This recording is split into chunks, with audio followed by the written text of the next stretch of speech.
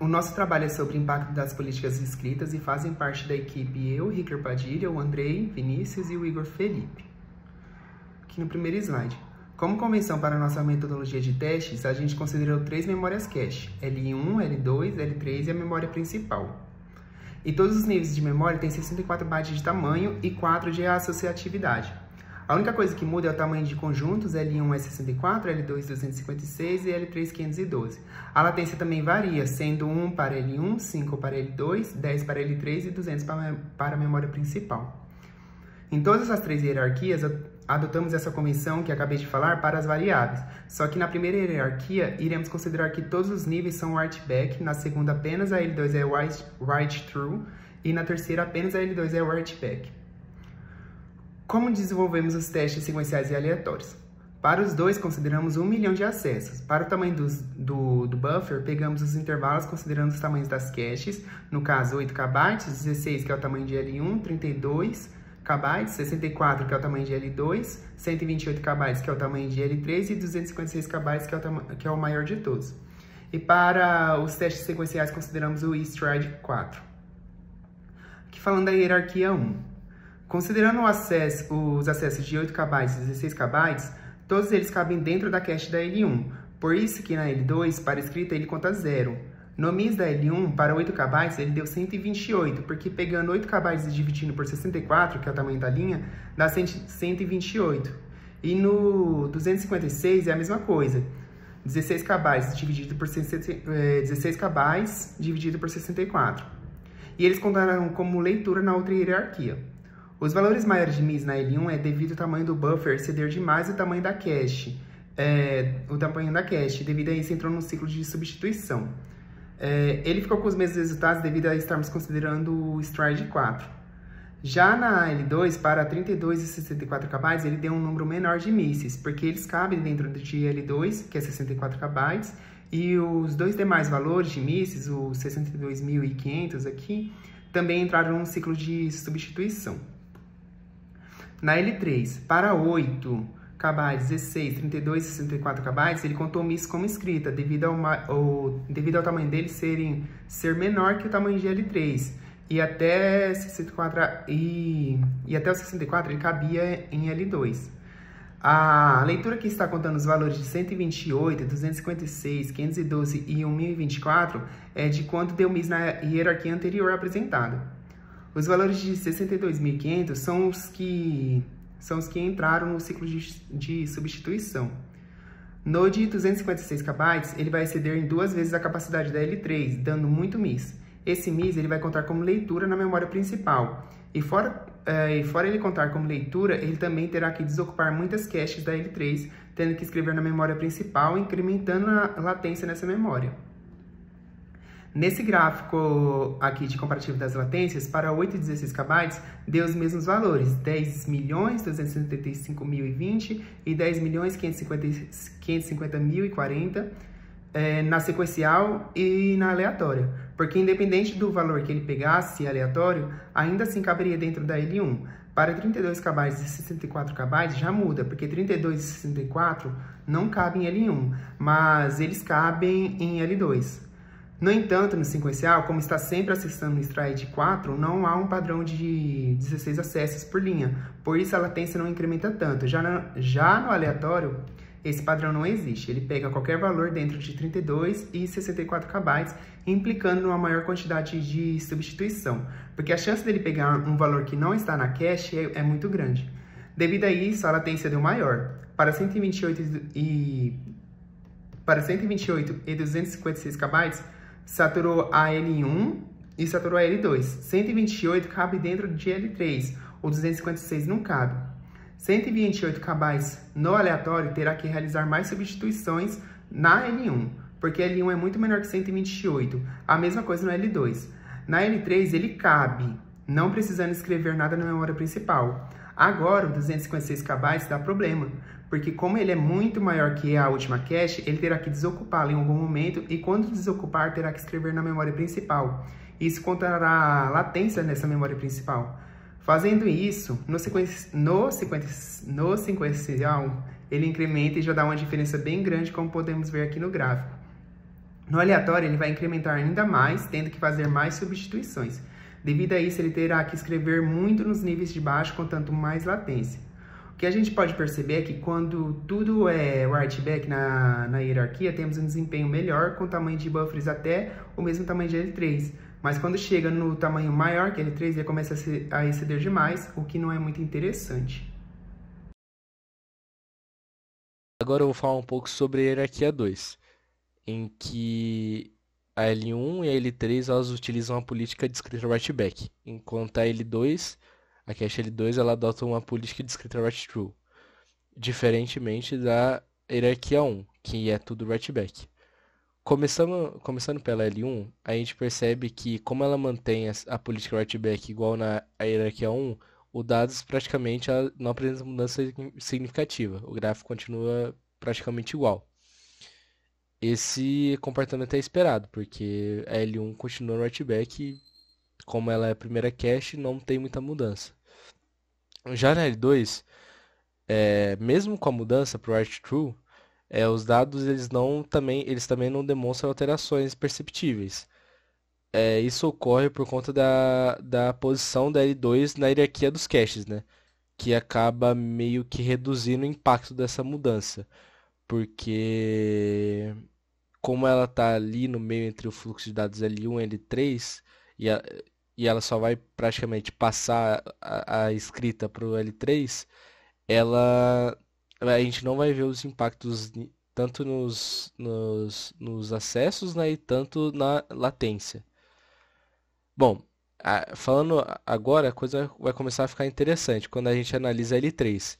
Aqui a gente pode notar um aumento significativo nas operações de escrita, especialmente quando, quando, quando a gente fala dos buffers 32 e 64 KB, que são os que são alterados. Esse aumento ele ocorre por conta dessa combinação entre as políticas de escrita da L2, que ela adotou o write-true e que ela vai passar essas escritas para L3, que ela vai, por sua vez, né, ela vai acumular essas escritas e vai realizá-las devido à sua política write-back. Além disso, a L3 está numa posição da hierarquia crucial, porque ela está logo atrás da memória principal. Então, ela vai meio que ser a última barragem, ela vai ser último ponto atrás da memória principal. Falando da memória principal, ela se mantém estável a maior parte do tempo. E ela só tem um aumento perceptível, igual na hierarquia 1, no buffer mais alto, de 256 KB. Então, a gente também não vê uma mudança muito significativa. Por fim, concluindo, quando a gente analisa a latência, é interessante a gente notar que, como eu disse anteriormente, por conta da L2 não impactar tanto no fluxo desses acessos, a redução da latência da hierarquia 2 ela não é muito perceptível. É, a maior parte dessa latência que é demonstrada no gráfico ainda vem dos mísseis da L3 e também de quando os acessos elas chegam na memória principal, que é muito mais lenta que as caches, obviamente.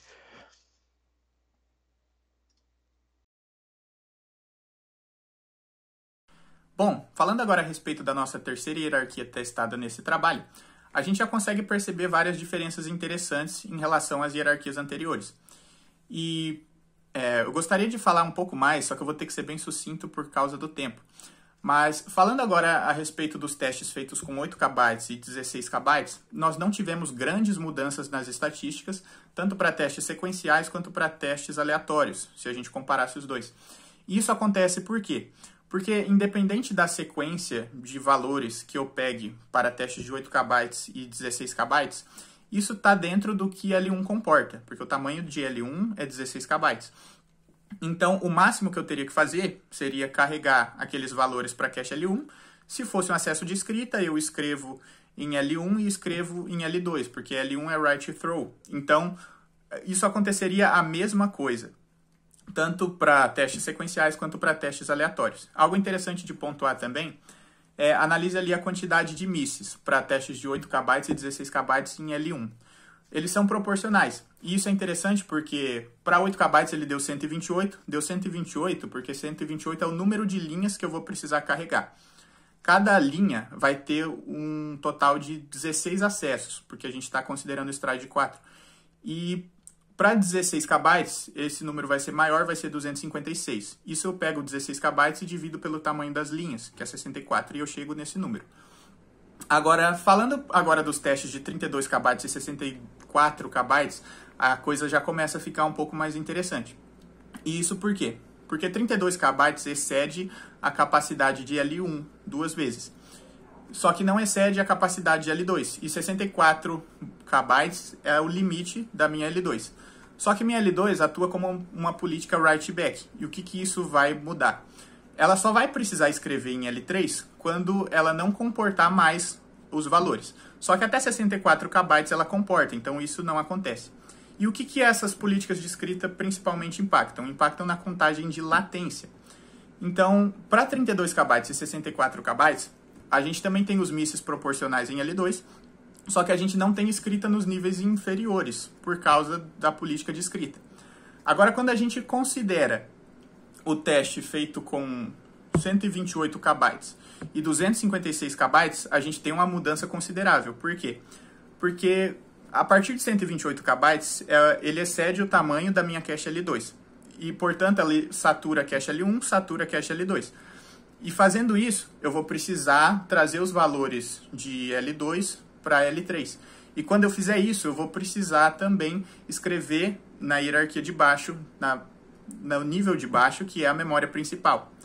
E fazendo isso, eu vou incrementar da maior latência da hierarquia. E aqui a gente vai ter um grande problema de desempenho quando a gente pegar acessos muito superiores. Isso acaba não acontecendo no teste sequencial, porque a gente tem um ambiente controlado em que o stride é 4. Mas quando a gente considera um ambiente do teste aleatório, que no caso aqui a gente vai ter grande diferença, para 32 KB, a gente vai ter uma porcentagem de miss em L1 de cerca de 50% aproximadamente. No caso, 64 KB, a gente vai ter uma porcentagem de acerto de 25%.